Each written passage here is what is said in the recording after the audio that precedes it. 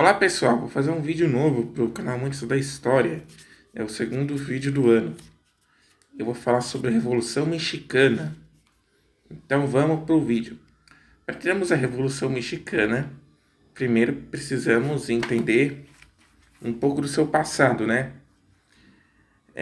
Muitos, né, durante o século XIX, né, depois da independência do México, um grupo de liberais e conservadores disputaram o poder no México, né? E aí os Estados Unidos conseguiram tomar a parte norte do México, né? E lembrando que o México foi, junto com o Brasil, um dos únicos dois impérios aqui na América, né, no século XIX.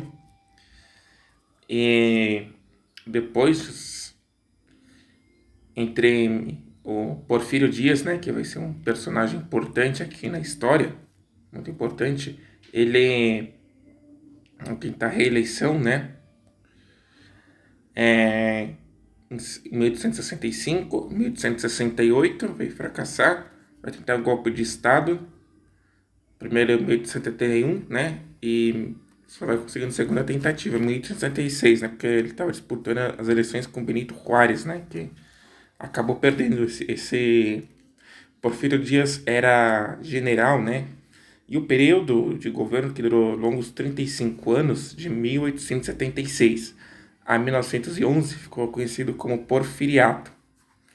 Então, o Porfiriato, né, o período, ele trouxe muitas inovações para a época, né? Lembrando que o México, antes do Porfiriato, ou seja, antes de 1876, era um país agrário, né? E muito atrasado. Então, ele trouxe investimentos de bancos britânicos, né, ingleses, ele financiou a modernização do México, eletrificou, trouxe trilhos de trem para o México, trouxe muitas inovações, né, rodovias. Porém, teve a questão mais importante, né, que era a questão agrária, né, que não foi resolvida, né, porque tinha os ejidos, né, que eram essas terras não produtivas, essas terras ociosas, né, que vinham desde os tempos dos astecas. Então, muitos camponeses eram analfabetos, né, muitos desses camponeses eram descendentes de índios, eram índios, né, então eles começaram a brigar porque o Porfírio Dias, ele basicamente governou para elite, né? Então, ele vai ficar, né, ao longo de 35 anos, vai ter os cientistas que vão governar o país, né? E serão como hoje uns tecnocratas, e teve muita repressão da população, muitas pessoas eram, sim, mortas, enforcadas na fazenda, né? Que o cara achava que pode estar se rebelando, né? Então foi um período meio de terror, né? E muitas das populações mais humildes acabam pagando o preço, né? Então, o Francisco Madeiro vai tentar tomar um golpe de Estado, né? A primeira tentativa ele é preso, ele foge lá para os Estados Unidos e de lá ele articula um plano, né, para conseguir tomar o poder, né? O plano de San Potosí, né? Que seria o plano para ele conseguir tomar o poder. Então, na segunda tentativa ele consegue, né? O Madeiro, Francisco Madeiro era um cara vindo da elite, né? Um advogado.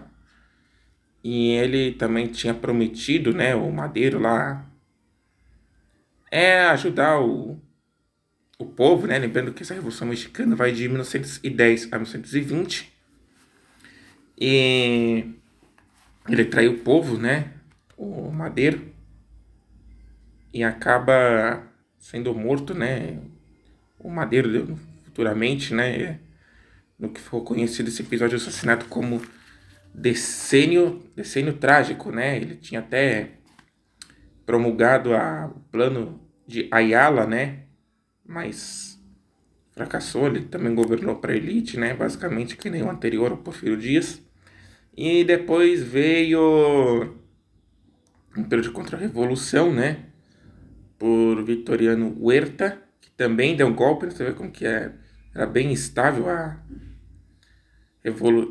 politicamente o México, né? No começo do século XX, né? Lembrando que a Revolução Mexicana é o acontecimento, o evento mais importante do século XX no México, né?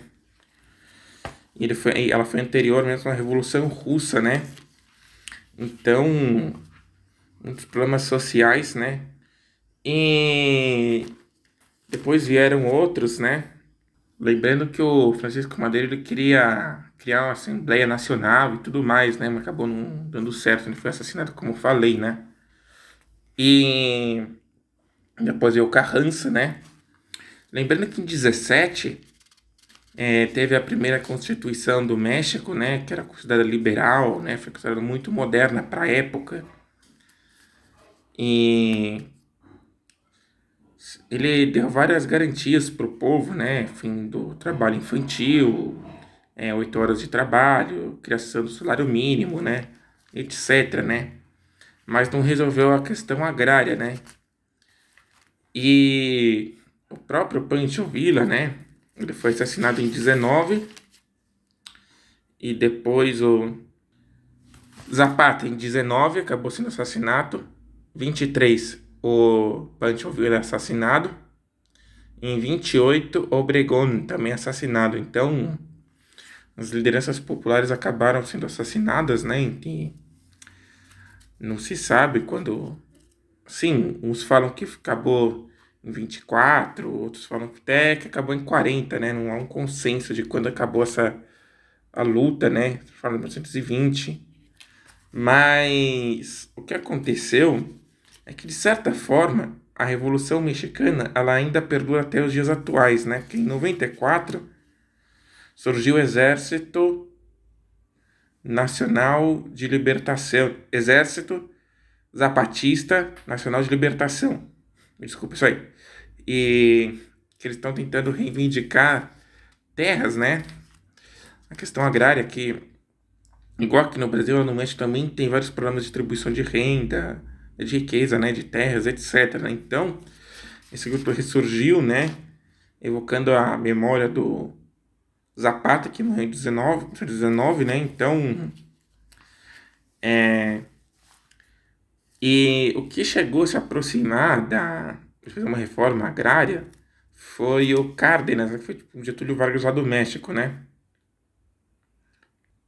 E o Lázaro Cárdenas, como eu falei, que é o Getúlio Vargas de lá, ele criou várias coisas, né? Ele fez que um Estado, né, participasse da economia, ele acabou criando a Pemex, né? Que é tipo a Petrobras lá do México.